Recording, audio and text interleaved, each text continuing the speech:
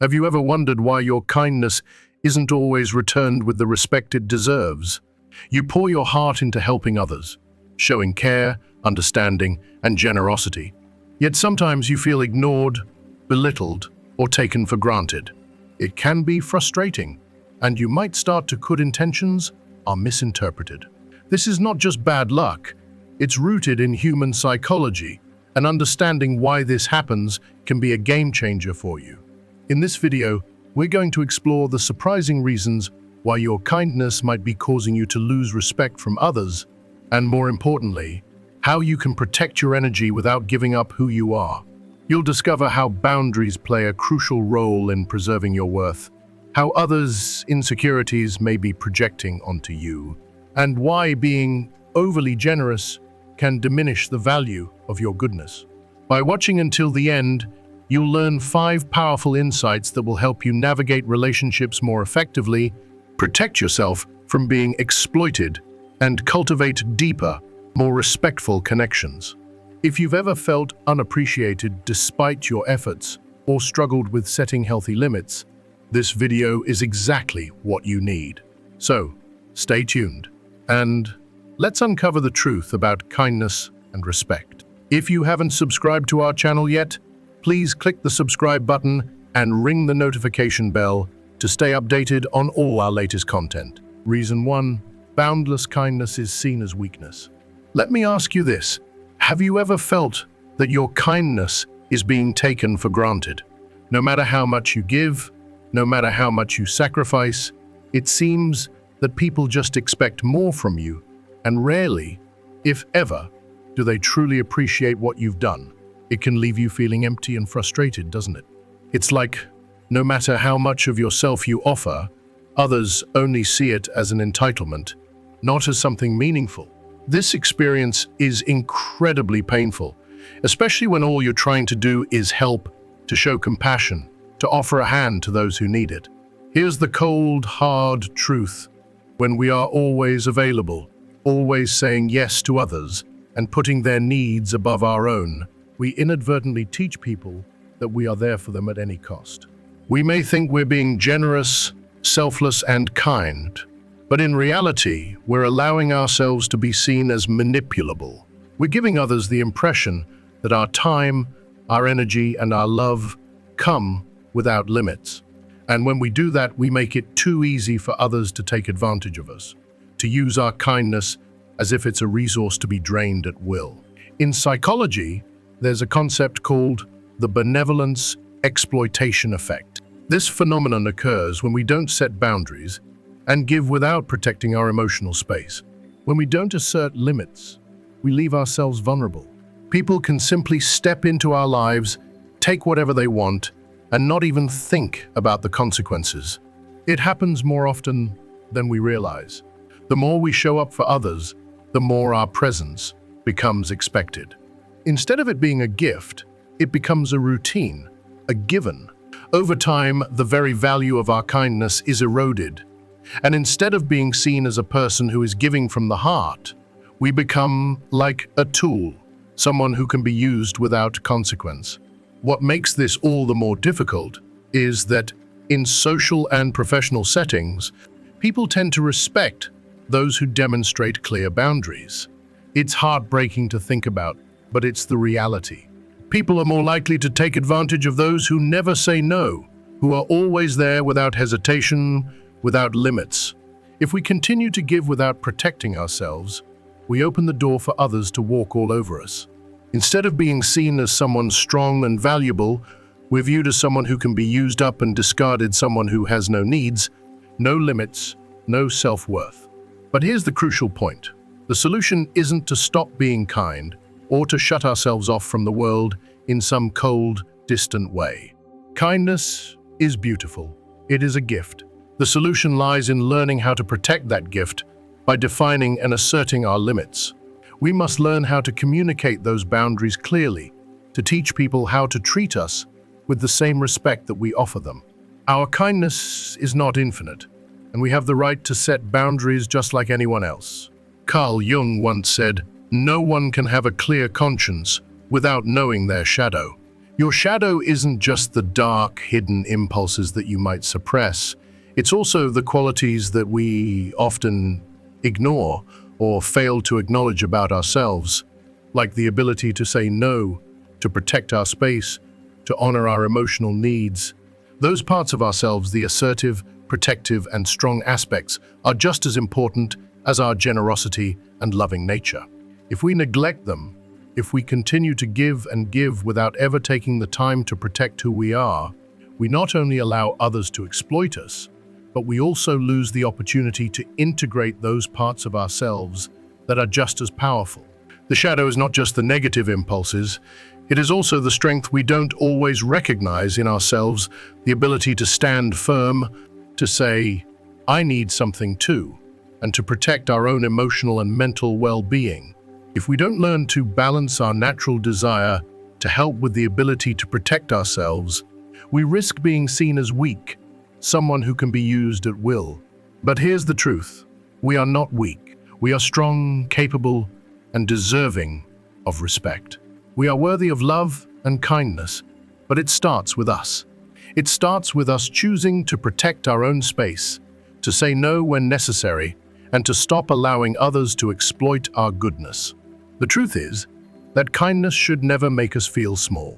It should empower us.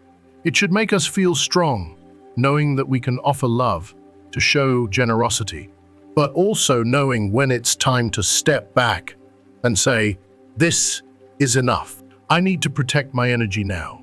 Kindness, when balanced with boundaries, is not only more sustainable, but also more meaningful.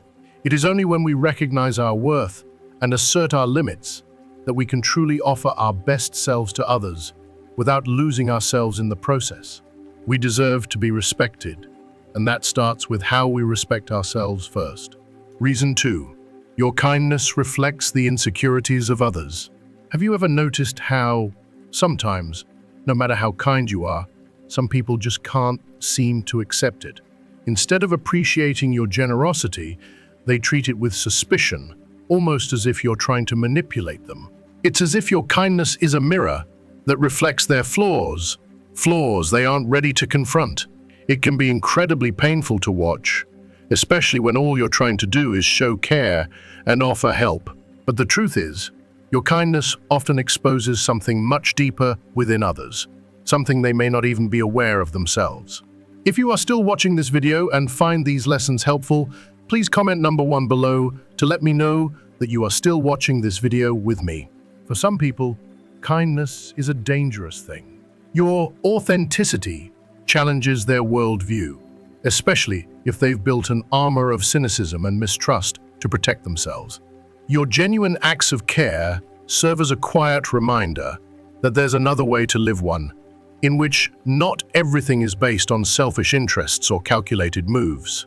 But instead of embracing this new way of thinking, they recoil in fear.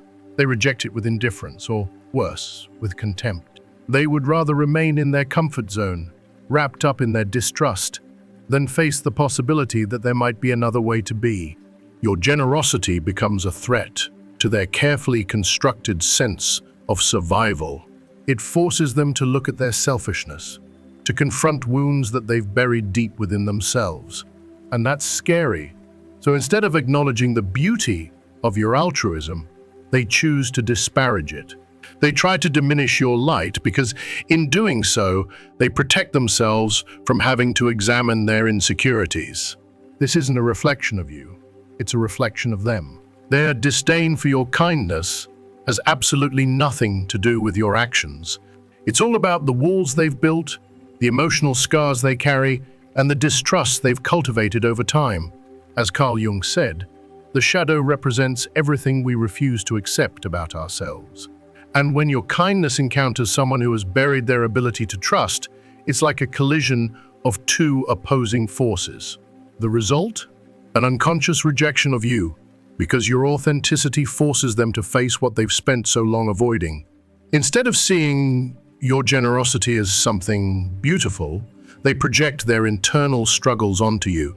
They accuse you of ulterior motives, of doing something for selfish reasons, anything to avoid confronting their unresolved fears.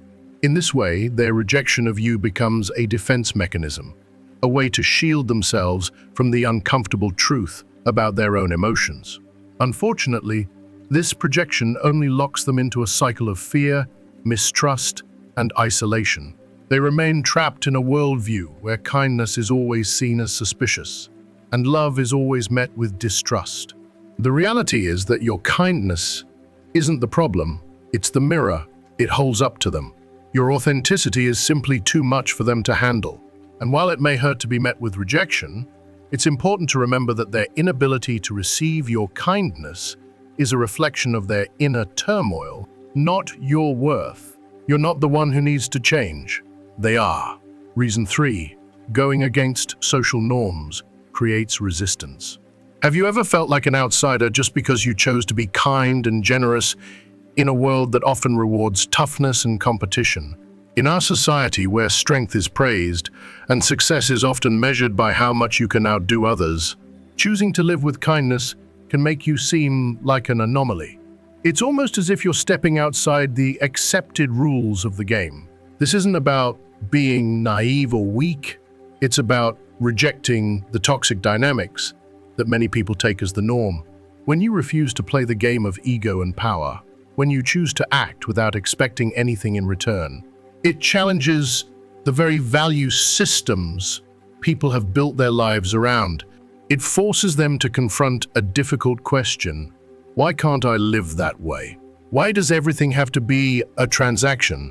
Some people may interpret your kindness as naivety, perhaps even a weakness. But the truth is, their reactions are often a sign that they are uncomfortable with your alternative way of being. To some, your authenticity is a threat. It makes them feel insecure because it highlights that there's more to life than the constant hustle for power and gain. Your presence, your unselfish nature, becomes a challenge to their way of life. They may respond with sarcasm, rejection, or exclusion because your kindness forces them to look at their lack of generosity and consideration. And as much as that hurts, it's important to understand that this resistance isn't a reflection of you, but of their unwillingness to change. In many cases, the person rejecting your kindness is the one who needs to evolve. They need to realize that kindness is not a weakness. It's a conscious, deliberate choice, a choice that requires far more strength and courage than the egocentric, competitive world they know. Carl Jung once said, "What you resist persists." This couldn't be truer when it comes to social dynamics. When you choose to be authentic in a world that rewards the mask of ego, you inevitably become a disruption. You challenge people who are used to operating on autopilot, caught up in patterns of power, manipulation, and opportunism. Your kindness disrupts their comfort zone, forcing them to question everything they've known. And that, my friend, is uncomfortable. But that discomfort is a sign of growth. Your kindness, instead of being embraced, might arouse hostility because it compels others to confront their shadows, those repressed parts of themselves. They keep hidden behind the armor of competition. But remember, you are not responsible for their shadows. Your authenticity and kindness aren't there to make others feel bad, they're there to show them that another way is possible. And while the world may resist you at first, it's that very resistance that makes your light so necessary. You are a living testament to the fact that kindness is not a weakness, but a strength, one that challenges others to grow, evolve, and embrace a deeper sense of humanity. Reason 4. Generosity is perceived as an invitation to sacrifice. Have you ever found yourself in a situation where your generosity feels like a constant burden rather than a gift? It's heartbreaking when you realize that the kindness you offer freely is slowly turning into an expectation from others. Those who give without asking often find themselves pushed into a role they never wanted one, where they are always expected to be there, to listen and to help, no matter what. At first, it may feel good to be that person, someone others can rely on, someone who always has their back. But soon, this unspoken role becomes a trap, and you find yourself carrying the weight of everyone else's needs while your own needs fade into the background. When you become the person who is always available, people start to believe that you don't need anything. They take your presence for granted, assuming that your time and energy are infinite, like you have superpowers that allow you to be at their service constantly. It feels as though your emotional resources are being drained, but you are expected to keep giving without any thought of replenishing yourself. And unfortunately, this leads to a vicious cycle. The more available you make yourself, the more others stop considering what you need. What started as an act of kindness transforms into a dynamic where you are expected to play the role of the constant supporter, the person who is always there, but whose own needs and feelings are ignored. This is not out of malice or a lack of care, but rather because people get used to you being the dependable one. Your altruism becomes not just a characteristic, but a state, a permanent feature of who you are. They stop wondering if you need anything in return, and they forget that you, too, are a person with your desires, limitations, and emotions. It is so easy to slip into this trap, to keep giving and giving, thinking that you are doing the right thing. But the truth is that respect is not only achieved through kindness, it also requires the ability to set boundaries and to say no. If you are constantly pouring from an empty cup, you will soon find yourself drained, emotionally exhausted, and resentful. You cannot be the pillar of support for someone else if you do not take the time to protect your emotional well-being. Learning to say, "I need time for myself," or "I can't help this time," is not an act of selfishness. It is a necessary step in preserving your inner balance and ensuring that you have the energy to give when it truly matters. If you are still watching this video and find these lessons helpful, please comment number 2 below to let me know that you are still watching this video with me. Carl Jung said that if a person wants to see the good in you, they will see it. If they want to see the bad, they will see that too. And this, my friend, is where the power lies. Your generosity, while beautiful, is not without its risks. When you constantly offer yourself to someone without asking for anything in return, you're not only giving help, but you are also teaching this person how to treat you. By never expressing your needs, you are subconsciously teaching them that you have no needs of your own and that you are always there to provide without expectation. And while that may seem noble at first, over time, it creates a dangerous imbalance. If you sacrifice yourself without ever asking for anything in return, you risk becoming invisible. You risk being valued only for what you can give, rather than being seen as a whole, worthy person with your feelings, needs, and desires. This is the shadow of generosity, the risk of becoming so consumed by the act of giving that you lose yourself in the process. It's an insidious trap that many of us fall into without realizing it. But true altruism is not about nullifying yourself. It's about knowing when to give, when to step back, when to offer your help without losing sight of your own emotional needs. It's about striking that delicate balance between being there for others and protecting yourself from being drained. True generosity comes from a place of strength and self-awareness, not from a place of self-sacrifice. And once you learn to say no when necessary, you will find that your kindness becomes more meaningful, more impactful, and more sustainable. It is only by honoring your own needs that you can truly offer your best to others without losing yourself in the process. Reason 5. Your unlimited availability nullifies the value of your goodness. Have you ever found yourself constantly giving, always there to help, always available for those who need you? At first, it feels good to be the person everyone can count on, but after a while, something shifts. You might notice that the more you give, the less your presence is appreciated. People start to take you for granted. Your willingness to always be there, to help without hesitation, becomes something they expect, not something they value. And in that moment, the very goodness you offer starts to lose its worth. It's a harsh truth, but it's one we all need to face. When something is always accessible, it ceases to be appreciated. Unfortunately, this applies to people too. When others know that you will always be there, no matter the time or the need, they stop seeing the true value of your presence. They stop recognizing the emotional cost of your kindness and generosity. The act of giving, without pause or boundary, becomes a routine, and routine is rarely appreciated the way something rare and valuable is. This is not about becoming selfish. Far from it. It's about acknowledging that your goodness has a weight, an emotional cost. You cannot give endlessly without it affecting you. Carl Jung famously said that the balance between light and shadow is essential to living in harmony. What does this mean? It means that when you give without measure, without respecting your boundaries, the risk is that your goodness will eventually turn into a source of suffering, not joy. If you keep pouring from an empty cup, you'll have nothing left to give. And worse yet, others will start to see your kindness not as a gift, but as an obligation. People tend to value what isn't always available, and this is a vital lesson we must all learn. If you are always ready to help, if you constantly show up for others, your support becomes just another part of the background, no longer a meaningful gesture. It becomes expected. The more you give, the more others might come to expect it from you without ever truly appreciating it. Over time, this pattern can lead to feelings of emptiness and exhaustion.